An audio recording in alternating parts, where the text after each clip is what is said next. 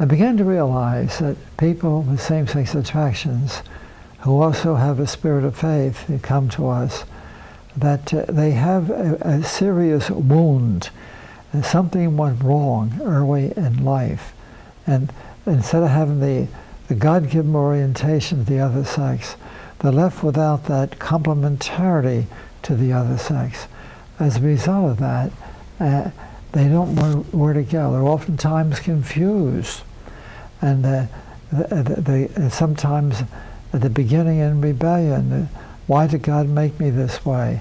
What's he expect me to do? You know, I can't marry, what should I do? Surely he wants me to maybe find somebody who's also has the same condition I have and settle down with them. But that's just the point that when they come to Courage meetings since 1980, that we begin to show that's not the answer. That the answer has to be a life of chastity, and not merely abstaining from sexual actions that are immoral, but more importantly, where the heart itself makes a choice of Christ, and as a result of making that choice of Christ, they're able to handle the temptations that come to them, so that the basic motive for chastity becomes love. Not fear is a motive, and we grant that, we know that, be sure, but the basic love of Christ, that you put his love before anything else. And that is what we teach in our meetings. And hopefully, as time goes on, they begin to live an interior life of chastity. In other words, so often people misunderstand what chastity really is. They see chastity as, well, you're abstaining from marital intercourse or from sexual intercourse before marriage. And it is that, of course. That's, you might say, one aspect of it, but the greater aspect is that they relate to one another in purity of heart as they're preparing for marriage. And they see that this act is a holy act.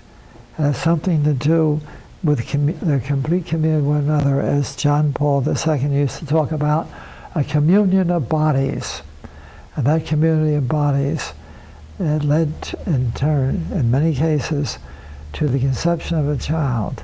And the child becomes a source of unity of the husband and wife. And then they, as children come along, there's a family. Even one child makes a family.